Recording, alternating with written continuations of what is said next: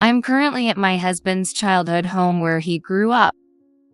Nobody lives here anymore, and we live elsewhere. The house is run down, and it's obvious no one has lived here for decades. It's straight out of a ghost story. I step onto the property with a purpose in mind. After searching thoroughly for over an hour, one area looks oddly out of place. A part of the garden is inexplicably paved with concrete. There's nothing else that seems unusual. I approach it, holding my breath. Could it be here? After getting someone to break the concrete, I swing the shovel I had prepared. The ground hasn't been used for years. The soil is compacted and extremely hard. Sweat breaks out with every swing. Before I know it, the sun that was high in the sky is now setting. Maybe that's enough for today.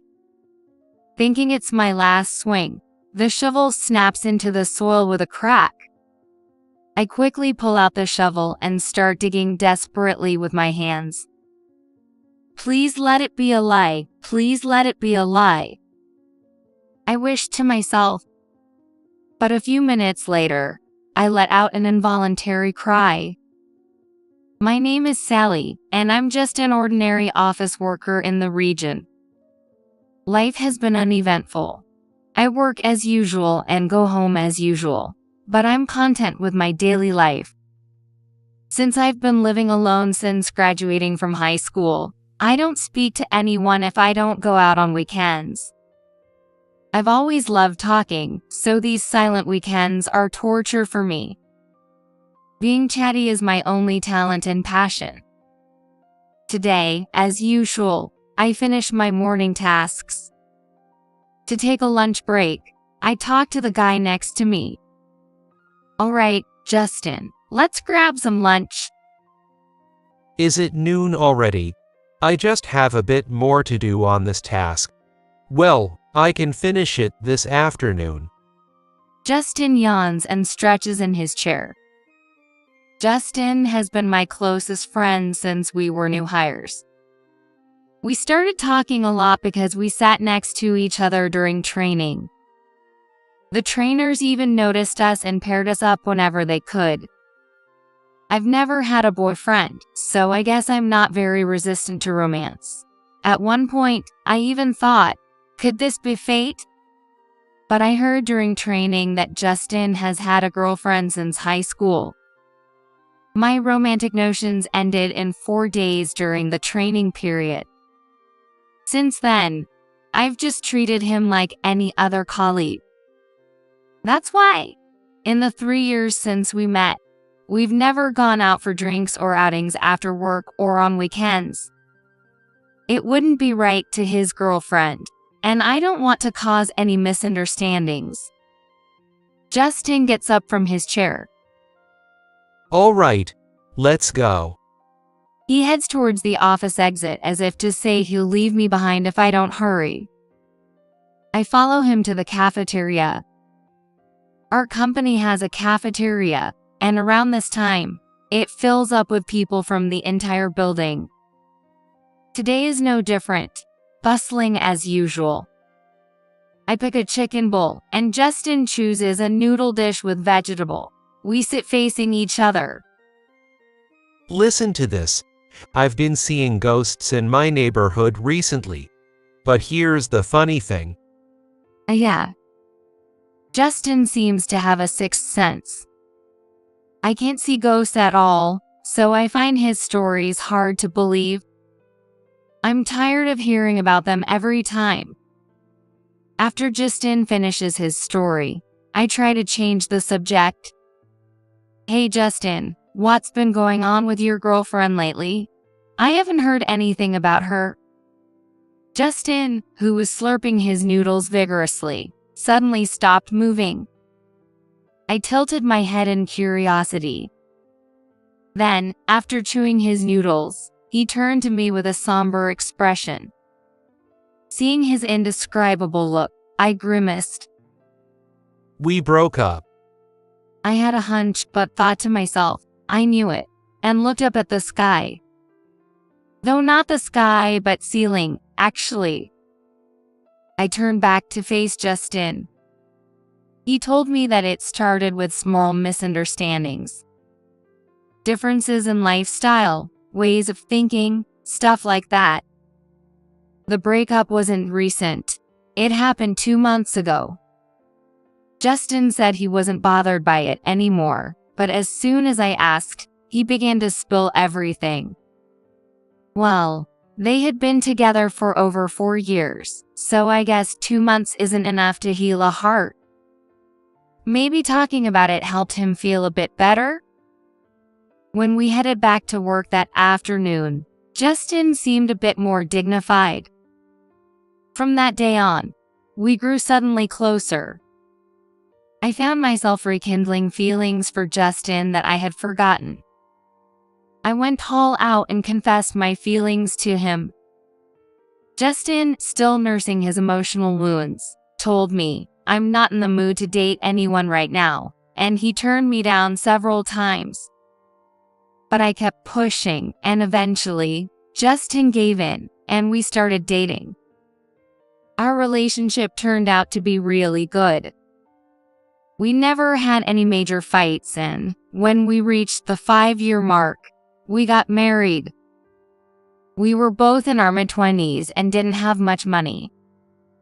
We decided to save for our future children instead of having a wedding.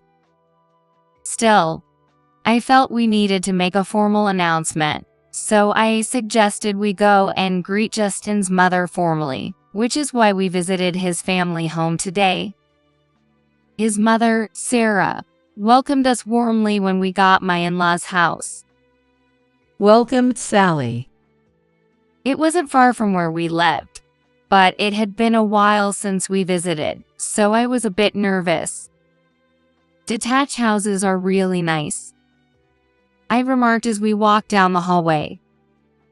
I remember learning about a year into our relationship that Justin was raised by a single mom, so it didn't feel odd that Sarah lived alone. Sitting in the living room, we formally announced our marriage. Sarah was thrilled. "That's wonderful." Then we spent the time chatting about everything from Justin's elementary school days to high school events. Justin looked a bit awkward the whole time. As we reminisced, it had gotten quite dark outside, so we left my in-laws' house. Justin and I both loved kids. We had been saving for our future children even before we got married. But it had been hard to conceive, and we were almost giving up when I felt unwell recently and went to the doctor, only to find out I was pregnant. It had been 3 years since we greeted Sarah with our marriage. Of course, both Justin and I were overjoyed. When we told Sarah, who knew our circumstances, she cried with happiness.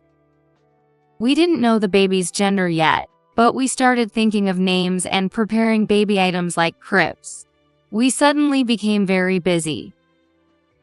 If anything happens to me, Justin had taken out a substantial life insurance policy on himself. People become parents like this, huh? Watching Justin, I was impressed. I thought I needed to do my best too, and struggled every day. About a year later, on a certain day, all right, said my husband, now changed his cloth into an athletic wear, heading towards the front door. I followed him to the entrance, carrying our daughter, Lucy. I'll be back soon. Putting on his running shoes and looking back at me. Take care, see you soon. Sure thing. He nodded and ran off on his usual running route. Before our daughter was born, I used to run with him. It's a scenic route that goes around the park at the midpoint and around our neighborhood. A route that even I, as a woman, could easily complete in an hour and a half. But that day, he didn't return after 2 hours, nor after 3. Usually, He would be back in less than an hour. He typically leaves his cell phone and wallet at home when he goes running. So there was no way he could have made a detour. I even called his mother's house to check, but he hadn't stopped by there either. At this point, even I, who usually don't worry too much, started to feel anxious and irritated. "Where on earth did you go? Come back soon." While soothing Lucy, all I could do was wait. "Justin, when you get back, you're in for a lecture," I muttered with a slight laugh, trying to dispel my own anxiety. Glancing at the clock, it was now 9 p.m. The sun had long set, and darkness filled the view outside the window. Dinner, which had been laid out on the table, had gone completely cold. Regaining a bit of composure from seeing the time, I hurried to the police station with Lucy still in my arms to file a missing person report. I called his mother's house a second time just in case, but he hadn't returned there. My voice sounded tired. It's tough being alone, isn't it? You must be exhausted from worrying too much. Why don't you stay over at my place tonight? Sarah spoke kindly over the phone. I went back home once, posted a note on the front door for Justin, and then headed to his mother's house. However, the next day came and went without any word from my husband or the police. Unable to just sit still, I left Lucy with my mother-in-law, Sarah, and searched all over town.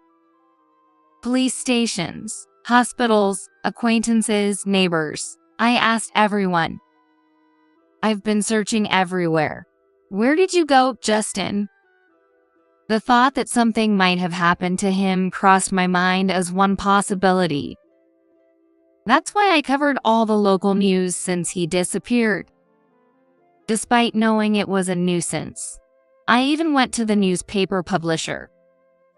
Still, everyone just shook their heads, and I couldn't get any information. A month passed without any sign of Justin. Since then, both Sarah and I have been running around town gathering information, but to no avail. Not knowing where Justin is or what he's doing, we were both exhausted. If he's alive, I hope he's living happily somewhere, I thought, but both Sarah and I knew he wasn't someone who would just disappear without a word. Are we never going to find any clue, never see Justin again? That's not true. He's not that fragile. Sarah reassured me with a slightly trembling voice. Deep down, she must want to express her own fears. Seeing how strong Sarah was trying to be, I felt truly sorry. Well, maybe Lucy can stay with me until she starts elementary school. It must be tough for you alone, Sally. Honestly, I was filled with anxiety about the future, and I thought I might as well stay with Sarah for a while. After some thought, I decided to accept her offer. "Thank you so much." She nodded with a smile. I guess she was just as anxious. Can I discuss one more thing while we're on the subject? It's not exactly the best time to bring it up, but... Her serious expression made me serious too. Actually, I'm not Justin's biological mother. I'm just the one who raised him. What, you mean? I couldn't hide my shock at this sudden revelation. Justin's biological mother was Sarah's sister, Emily. Emily had been a free spirit from a young age, often causing trouble for those around her. Even as an adult, her personality didn't change much. She was always true to herself. In high school, Emily began to hang out with a wrong crowd. Her entire personality changed, and getting involved in theft and assault became the norm. The police were always on her case, and it wasn't unusual for her to be detained. Emily got pregnant at 19, largely because she was out drinking every day despite being a minor. Apparently, even Emily herself doesn't know who the father is. Emily probably didn't want to have Justin. That's why I took him in. One Thanksgiving Day, after not showing up since graduating high school, Emily showed up with Justin to visit. The relatives were shocked, saying, "Is this that Emily?" But they quickly accepted and doted on Justin. Then, suddenly, Emily shouted and threw Justin against the wall. Sarah had to restrain an agitated Emily and tend to Justin's injuries. That's when Sarah noticed bruises on his arms. Upon further inspection, she found bruises all over his body, indicating that Justin was being routinely abused by Emily. It was tough after that. Imagine, a single woman who's never had a boyfriend suddenly becomes the mother of a 5-year-old. Sarah said with a wry smile. Thanks to Sarah, Justin, who had been looking gloomy, gradually started to show a happier and brighter face. Justin thinks of you as his mother, Sarah. I'm sure he was happy with you. That's comforting to hear. Sarah smiled. But a question arose in my mind. Why did you decide to tell me this story now? Sarah's face turned serious again. Actually, Emily visited my house the day before Justin disappeared, even though we hadn't seen each other for years. As I listened quietly, thinking things over, Sarah continued. So I've been thinking maybe Emily has something to do with Justin's disappearance. I've been focusing on relatives this past month. Did you find anything? Sarah shook her head. I even checked the family home just in case. Nothing. The family home. Isn't this the family home? Sarah explained that there's another house where she and Justin were raised, separate from this one. Curious, I asked for the address of that house. The next day, I went there to see if I could find anything. But my search turned up nothing and ended in vain. 5 years have passed since then, with no leads. Our daughter, who was very young back then, is now a grade schooler. Last year, when she started elementary school, we officially began living with Sarah. We'd been sort of cohabiting since my husband's disappearance, and honestly, her help with housework and childcare has been a godsend. When Sarah suggested we live together, I had no reason to refuse, so we made it official. My daughter, who adores her grandmother, was thrilled. Our life changed on a parents' day at her school. After class, we walked home together. But that day, I felt like taking a little detour. Let's take a different route home today, I suggested, and we veered off the usual path onto a small side street. Then, amidst the fields, I saw a house that looked familiar. Is that? As we got closer, I realized it was my mother-in-law's childhood home. Wow. It was already in disrepair when we visited 5 years ago, but now it looked even more derelict, as if it could collapse at any moment. This is your father's real childhood home. She might get confused if I told her that. As we were about to walk past without stopping, my daughter suddenly stopped, tugging at my hand. Daddy is there. I was stunned by her remark. What? I exclaimed, looking around, but there was no sign of my husband or anyone else. There's no one there. But my daughter turned to me with a serious look. Daddy is in that house. She insisted, pointing at my mother-in-law's house. Startled, I questioned her. "Are you seeing Daddy's ghost?" She nodded. Apparently, my daughter has had a sense for spirits since she started speaking, often saying she could see people where there was no one. I was initially skeptical, but when I mentioned it to Sarah, she quickly resolved my doubts. I remembered Justin used to talk about seeing ghosts too. It seems that, like my daughter, Justin had a unique sensitivity from a young age. I remembered thinking that she truly inherited her father's psychic ability. Like father, like daughter. I hurried home and shared the incident with Sarah, who was visibly shocked. Fortunately, the house is now in her name, having been passed down as part of an inheritance when her father died. I immediately drove there, determined to investigate. While searching around my mother-in-law's childhood home, I found a patch that was paved with concrete. The rest is just dirt. This concrete wasn't there 5 years ago.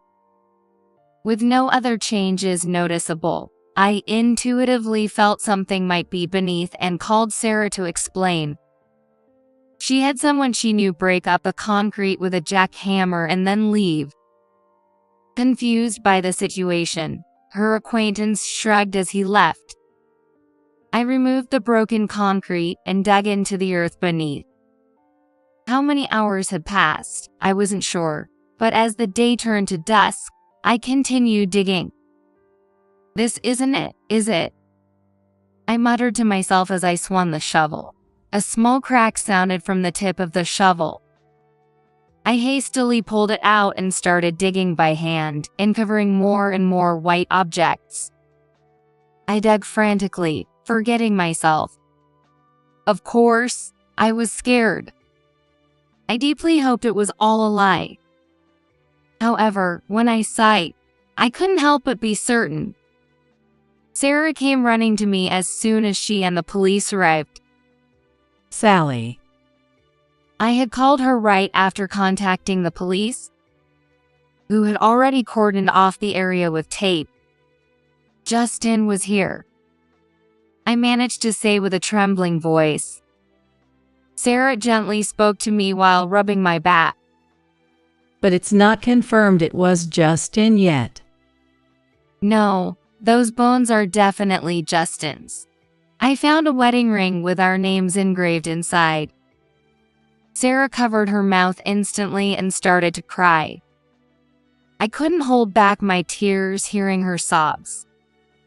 The police immediately began their investigation.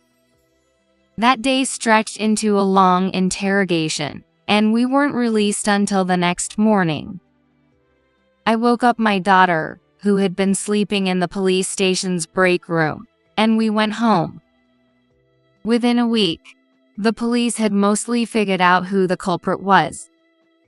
Apparently, they found hairs not belonging to my husband with the excavated remains. Forensic analysis traced them back to a woman named Emily. For the first time in my life, I truly hated someone. Dark emotions swirled inside me. But the shocks from the police kept coming. Emily, the suspect, had been in a traffic accident at around the time I discovered Justin. She had been in critical condition for about a week, but had passed away just yesterday. Sarah shook her head.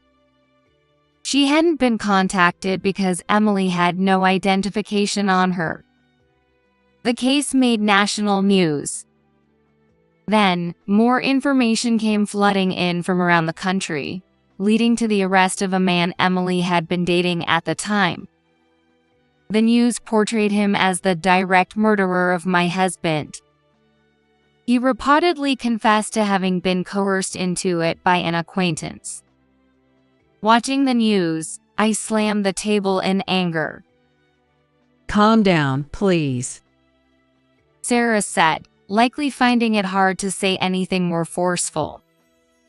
Of course, we had been informed by the police beforehand. Mommy? I heard a loud noise. What happened?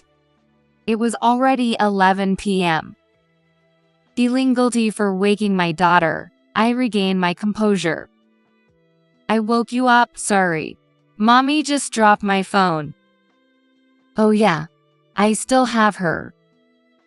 I hugged my daughter tightly and let the tears flow. I'll protect her for both myself and Justin. I'll live with all my heart and soul. It's okay. Justin is in my heart. I hope he continues to watch over us from close by.